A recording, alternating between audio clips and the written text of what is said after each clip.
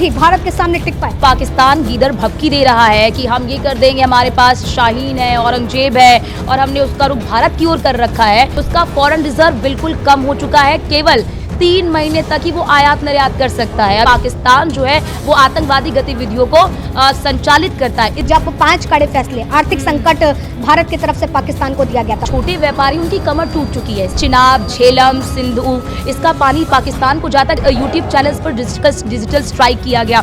इसके अलावा जो बड़ी चीज की गई, जो सबसे बड़ा प्रहार किया गया, वो जब भारत ने अपना एयर स्पेस बंद कर दिया। पाकिस्तान को प्रतिदिन 10.2 करोड़ अरब डॉलर का नुकसान हो रहा है। हमारे पास जो एटॉमिक बम्स हैं वो उनके पास राफेल, पाकिस्तान के पास राफेल नहीं, पाकिस्तान के पास F-16 है, लेकिन उस F-16 का भी इस्तेमाल पाकिस्तान युद्ध में नहीं कर सकता है। पहलगाम आतंकवादी हमले के बाद से पाकिस्तान की कायराना और नापाक चालें जो है दुनिया के सामने जग जाहिर हो गई हैं। जिस तरह से भारत की सरजमी पर आकर के उसने 26 हिंदुस्तानियों को लहूलुहान किया, धर्म के नाम पर टारगेट करने का प्रयास किया, भारत को तोड़ने की साजिश रची, और ऐसे में पूरे भारत में जो है आक्रोश है तमाम तरीके से। जिस तरीके से आर्थिक संकट में तो हमने पाकिस्तान को उसकी आधी कमर तोड़ने का तो काम किया है, लेकिन अब जो अटकलें हैं सोशल मीडिया से लेकर के तमाम जगह पे, और रक्षा मंत्री के बयान के बाद कि जो जनता चाह रही है वो हो करके रहेगा। इसके बीच में अगर भारत और पाकिस्तान के बीच युद्ध होता है तो क्या वाकई पाकिस्तान के अंदर इतना बूता है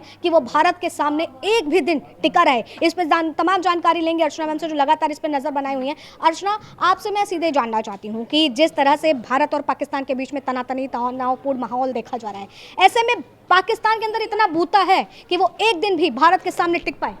बिल्कुल भी नहीं। आस्था इस बात को हमें समझना होगा कि जो पाकिस्तान गीदड़ भभकी दे रहा है कि हम ये कर देंगे, हमारे पास शाहीन है, औरंगजेब है और हमने उसका रुख भारत की ओर कर रखा है, वो पाकिस्तान भी समझ रहा है कि हम युद्ध में कितने दिन तक टिक सकते हैं। अगर एक आकलन किया जाए तो पाकिस्तान 4 से 7 दिन तक ही वो टिक पाएगा, उसके अलावा वो नहीं टिक पाएगा। उसका फॉरेन रिजर्व बिल्कुल कम हो चुका है, केवल 3 महीने तक ही वो आयात निर्यात कर सकता है। अब ये सोचिए, हालात ऐसे आ गए हैं, IMF से भी लगातार भारत संपर्क में है।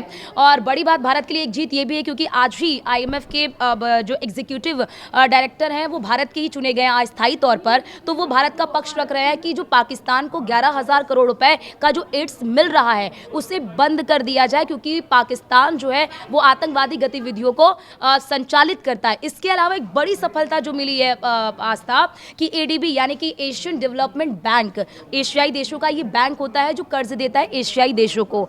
इनको लेकर भी जो निर्मला सीतारमण ने, वो इटली में भी एक बैठक हुई थी, उस बैठक में इसको लेकर भी उन्होंने कहा कि जो पाकिस्तान को जो एड्स दिया जा रहा है, जो सहायता दी जा रही है, जो कर्ज दिया जा रहा है, उसमें आप कमी करिए, उसको घटाइए, क्योंकि पाकिस्तान उसका इस्तेमाल अपने देश की अर्थव्यवस्था को मजबूत करने में नहीं बल्कि आतंकवादियों को मजबूत करने में लगा रहा है। हम कंटिन्यू अगर बात करें इस सारे मुद्दे पे, हम आपसे चर्चा करते रहते हैं। हमने बीते दिन में चर्चा करी थी जब 5 कड़े फैसले, आर्थिक संकट भारत की तरफ से पाकिस्तान को दिया गया था, फिर वो सिंधु जल समझौता हो, वो तमाम चीज़ें, व्यापार का आयात निर्यात पूरी तरीके से बंद हो गया है। ऐसे में हमने पाकिस्तान को किस तरीके से कमज़ोर करने की कोशिश की है और इसका प्रभाव भारत के लिए कितना फायदेमंद रहेगा, ये बताइए। सबसे पहले जो आपने कहा कि हमने क्या प्रहार किया है, सबसे बड़ा प्रहार हमने अटारी बॉर्डर को बंद किया।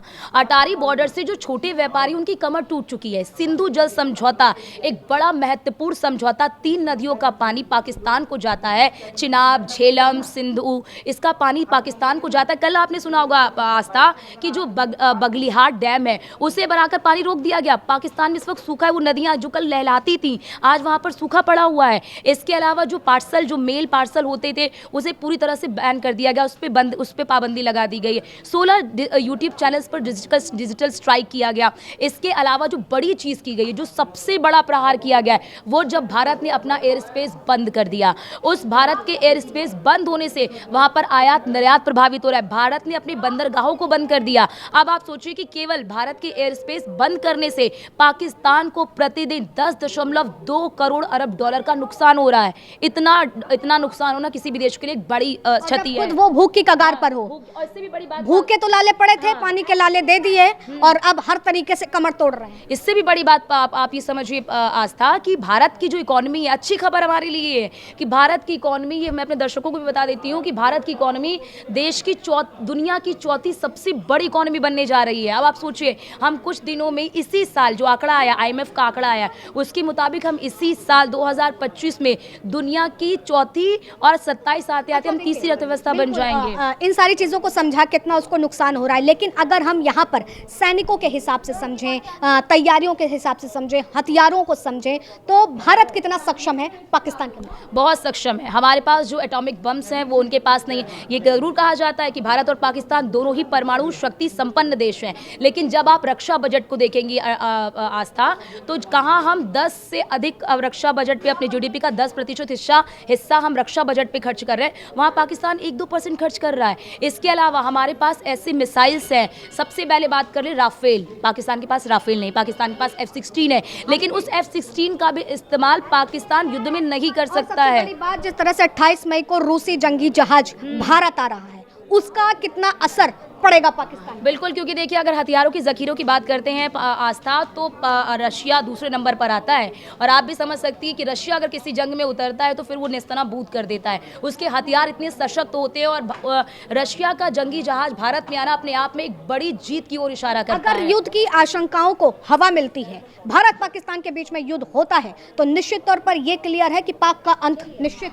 बिल्कुल बिल्कुल निश्चिंत है। और बड़ी बात इससे आस्था, क्योंकि आर्थिक, जब एक देश आर्थिक तौर पर ही कमजोर है, तो फिर आप सोचिए कि 30% बिजली आपको इन्हीं 3 नदियों से मिलती थी, वो नदी पानी रुक गया, बिजली उत्पादन आप कैसे करेंगे? ठीक है, आपके पास फ्यूल नहीं है, आप कैसे आप हमला करेंगे? आप भपकी तो दे रहे हैं, लेकिन आप हमला करेंगे कैसे? इस बात को बहुत ज्यादा पहले जो है सुखा के मारेंगे, अब डुबो के भी। और इस बार जो जंग होगी, हमने 1971 में 2 टुकड़े किए थे पाकिस्तान के, बांग्लादेश बना दिया, इस बार अपना POK वापस लेके रहेंगे। और इस बार की मैं आपको गारंटी दे रही हूँ आस्था कि जिस तरह की खबरें आ रही हैं उसके मुताबिक POK इस बार भारत लेके रहेगा। तो निश्चित तौर पर भारत की तैयारी और तैयारी के साथ में आर्थिक संकट, ये बात साबित करता हुआ नजर आ रहा है कि पाकिस्तान की कमर किस तरीके से भारत ने अभी तक तोड़ी है और अब आगे क्या कुछ हर्ष जो है पाकिस्तान का होने वाला है। निश्चित तौर पर ये जो तमाम अटकलें हैं, इस बीच में हमें ये चीज समझनी होगी कि जल्द ही क्या पाकिस्तान नस्तनाबूद होगा,